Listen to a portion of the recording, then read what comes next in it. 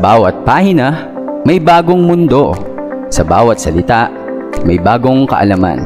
At sa bawat aklat na binubuklat, may batang nangangarap at umaasa. Ang pagbabasa ay parang pakpak. Dinadala tayo sa lugar na hindi pa natin napupuntahan. Ang bawat letra ay hakbang. At sa hakbang na ito, unti-unti nating binubuo ang pundasyon ng pangarap ng bawat bata.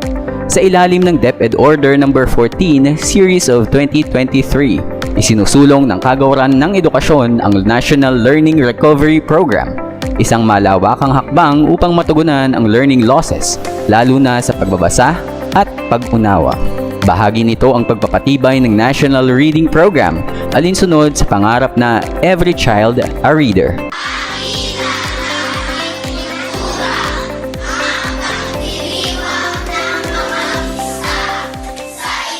Dito sa ating dibisyon, buhay na buhay ang programang ito.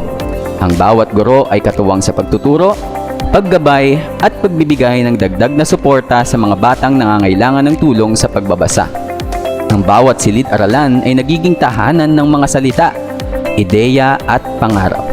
Sa pamamagitan ng Literacy at Reading Program, pinauunlad ang kasanayan sa pagbasa at pag-unawa. Mula sa mga remedial reading sessions, storytelling activities, hanggang sa pagbubuo ng mga reading corners, ang mga batang minsang hirap bumasa ay unti-unting natututo, nagkakaroon ng kumpiyansa at higit sa lahat, pagmamahal sa pagbabasa. Hindi lamang ito programa, isa itong panata, isang pagtitiyak na ang bawat batang Pilipino ay may kakayahang bumasa, makaunawa at makasabay sa mas mataas na antas ng pagkatuto. Ito ang diwa ng literacy program, ang pagbibigay daan sa mas maliwanag na kinabukasan. Ang pagbabasa ay higit pa sa pagtukoy ng letra. Ito ay pag-unlad ng kaalaman, ang susi sa mas mataas na pagkatuto, pagpapalawak ng imahinasyon, ang pintuan sa mas makulay na mundo, pagbuo ng kumpiyansa, ang lakas upang magsalita at magpahayag, paghanda sa tagumpay, ang matibay na pundasyon para sa kinabukasan.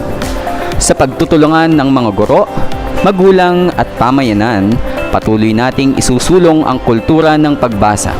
Dahil sa bawat batang natutong bumasa, may isang mamamayang handang mangarap, magsumikap at magtagumpay.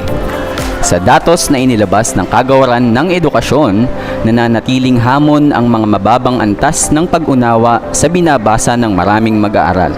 Sa mga pagsubok at assessment, lumilitaw na maraming bata ang nahihirapang umabot sa itinakdang pamantayan sa literacy. Maging sa ating dibisyon, hindi rin naiiba ang sitwasyon. May mga mag-aaral na nangangailangan ng dagdag na tulong at suporta upang makabawi mula sa learning losses, lalo na sa pagbasa at pag-unawa.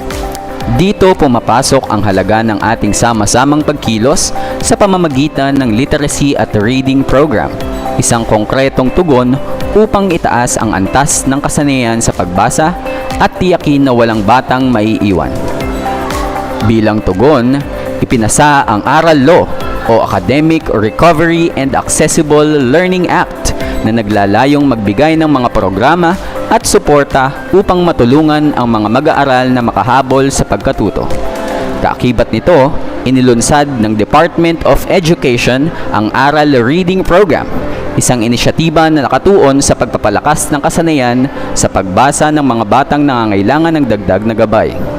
Sa pamamagitan nito, binibigyang prioridad ang remedial sessions, literacy enrichment activities at mas pinagtibay na pagtutulungan ng guro, magulang at komunidad. Hindi lamang nito tinutugunan ang kakulangan sa pagbabasa, kundi pinalalakas din ang kumpiyansa ng mga bata, hinuhubog ang kanilang pag-unawa at hinahanda sila sa mas mataas na antas ng pagkatuto. Sa ilalim ng programang ito, ang bawat bata, anumang antas ng kakayahan, ay may pagkakataong matutong bumasa, makaunawa at matuklasan ang mundo ng kaalaman. Ang aral reading ay hindi lamang pagkilos, ito ay pangako. Pangako na walang batang maiiwan sa landas ng pagkatuto. Hindi nag-iisa ang mga guro sa laban para sa pagbasa. maging ang ating Schools Division Office ay patuloy na gumagawa ng mga hakbang upang tiyakin na ang bawat programa ay may sakatuparan ng may kalidad at malasakit. Unang hakbang dito, ang pagsasagawa ng mga orientation at capacity building para sa mga implementers at aral tutors. Sa pamamagitan nito, mas napalalalim ang kanilang kaalaman sa tamang estratehiya, pamamaraan at inobatibong teknik sa pagtuturo ng pagbasa. Ang bawat guro at tagapagpatupad ay binibigyan ng pagkakataong matuto, magbahagi ng karanasan at maghanda para sa mas epektibong pagtuturo. Katuwang din ang SDO sa maagang pagtukoy ng pangangailangan ng mga bata sa pamamagitan ng pre-test at beginning of school year assessments na tutukoy kung sino ang nangangailangan ng dagdag na suporta. Hindi ito basta pagsukat lamang. Ito ay mahalagang batayan upang maihanda ang nararapat na intervention para sa bawat mag-aaral. Pagkatapos nito, isinasagawa ang iba't ibang tutorial at remediation sessions na sadyang nakatuon sa mga batang nangangailangan ng dagdag na tulong. Ang mga sesyong ito ay hindi lamang nakatuon sa pagbasa, kundi pati na rin sa pagbibigay ng kumpiyansa at tiwala sa sarili ng mga bata. Sa likod ng mga guro at aral tutors, nariyan din ang mentoring at coaching mula sa mga school heads at supervisors. Sila ang gumagabay, nagsusuri at sumusuporta upang masiguradong maayos ang pagpapatupad ng programa. Ang kanilang papel ay higit pa sa pamamahala. Ito ay pamumunong may malasakit, nakaugat sa pangarap na walang batang may iwan sa pagbasa. Sa lahat ng hakbang na ito, ipinapakita ng ating division ang matibay na paninindigan na ang pagbasa ay pundasyon ng pagkatuto at ang bawat batang Pilipino ay may karapatang matutong bumasa, makaunawa at magtagumpay. Ito ang diwa ng ating sama-samang pagkilos mula sa guro, aral tutors, school head, supervisors, hanggang sa Schools Division Office, lahat ay nagkakaisa para sa iisang adhikain, isang henerasyong marunong bumasa, handang mangarap at may kakayahang tuparin ang pangarap na iyon. Ang pagpapatupad ng Aral Law at ang paglulunsad ng Aral Reading Program ay malinaw na hakbang tungo sa iisang pangarap, ang pagtataguyod ng isang bayang bumabasa. Sa bawat pahina ng aklat, may binubuong pangarap. Sa bawat salitang binibigkas, may tinutuklas na mundo. At sa bawat batang natutong bumasa, may isang bansang humahakbang tungo sa mas maliwanag na kinabukasan. Sa iisang adhikain, nagkakaisa ang Schools Division Office, local government units, mga guro, magulang at buong pamayanan. Ang ating pangako, walang batang maiiwan, walang tinig na mananahimik, at walang pangarap na mawawaglit dahil lahat ay may karapatang matutong bumasa at makaunawa. Tulad ng kasabihan, ang pagbasa ay ilaw sa isipan at sandata ng bayan. Ito ang paninindigan ng ating dibisyon.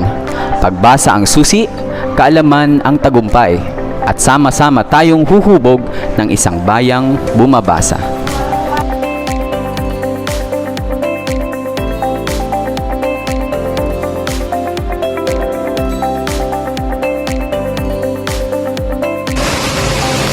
Ma'am Candy, ano pong magiging role ninyo sa ARAL program implementation? Bilang guro po ng ARAL program, layunin ko po naturuan ang mga bata, lalo na po yung mga nahuhuli sa pagbasa. Hanapan sila ng mga teaching strategies kung ano yung naayon po sa kanila. I-motivate at kunin ang kanilang interest para hindi sila mahuli, lalo na sa pagbabasa. Ang kinatawan po ng mga magulang dito sa paaralan ng Parian ES, kami po ay taus-pusong nagpapasalamat dahil nagkaroon po ng programa ang ating DepEd ng ARAL program. Dahil dito, nagpapasalamat din po kami sa mga guro na siyang gumagabay sa aming mga anak upang matutukan ang kanilang kakulangan sa pagbasa. Maraming salamat po.